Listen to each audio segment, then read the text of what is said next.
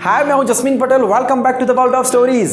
आपको पता है, इस दुनिया में जितने भी जीव है उन सब के लिए उसको बनाने वाले ने कुछ ना कुछ प्लान्स रेडी रखे हैं। जैसे कि हम सब, ये बात हम कहते भी है और मानते भी है कि हम सब के लिए ऊपर वाले ने कुछ ना कुछ सोच के रखा है।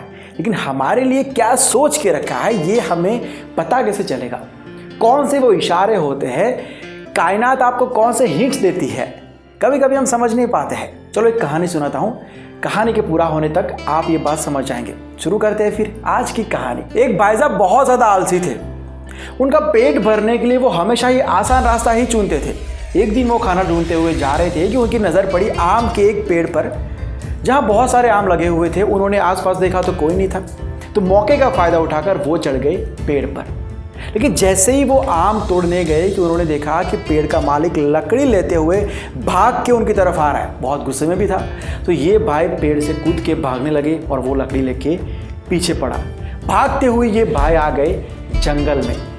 वहाँ उनकी नज़र पड़ी एक लोमड़ी पर, जिसके पीछे के दो पैर ही नहीं थे, तो वो आगे के दो पैरों से खुद को घसीट के चल रही थी। इस भाई ने देखा और सोचा कि ये तो बड़ी अजीब बात है, ये लोमड़ी ठीक से चल भी नहीं सकती है, तो ये आज तक ऐसे जंगल में जिंदा कैसे है? किसी जानवर ने इसका शिकार क्यों नहीं किया होगा? तभी शेर की दहाड़ सुनाई दी। सारे छोटे मोटे जानवर वहां से भाग गए। ये भाई साहब भी एक झाड़ी के पीछे आकर छुप गए। लेकिन वो लोमड़ी तो मजबूर थी, वो धीरे धीरे खुद को घसीट कर आगे ले जा रही थी। तभी शेर नजदीक आ गया, जिसका मुंह खून से रंगा हुआ था। उसके मुंह में एक मांस का टुकड़ा भी था। उस भाई ने सोचा कि आज तो ये लोमड़ी जिंदा नहीं बच पाएगी। लोमड़ी भी बहुत डरी हुई थी, लेकिन उस शेर ने मांस के टुकड़े को उस लोमड़ी के सामने रख दिया और बिना कुछ किए वो वहां से चला गया। वो बंदा शॉक हो गया कि ये कैसे मुमकिन है, शेर ने उसको जिंदा कैसे छोड़ दिया, और तो और उसके लिए खाना भी छोड़ के गया। ये तो चमत्कार हो गया। इस दृश्य को देखते हुए उस बंदे को यकीन हो गया कि ऊपर वाले ने सबके लिए प्लान्स बनाए हैं। फिर हम तो फालतू में इतना टेंशन ले रहे हैं।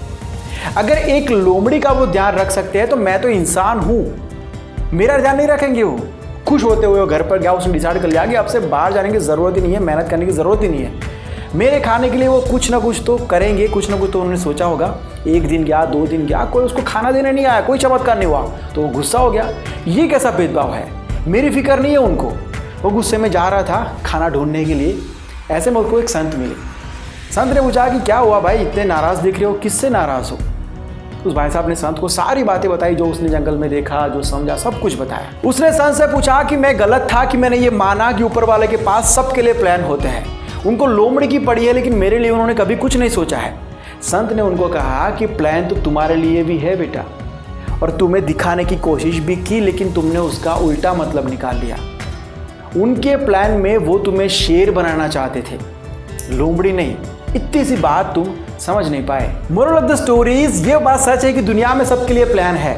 उस प्लान के संकेत भी रोज रोज आपको मिलते हैं, लेकिन बहुत कम लोग ऐसे होते हैं जो उन इशारों को सही तरीके से समझ पाते हैं, और जो समझ पाते हैं वो आगे बढ़ते रहते हैं। तो अब से आपके साथ जो भी हो, जैसा भी हो, उसको सिर्फ एक ही एंगल से देखने की गलती कभी मत करना।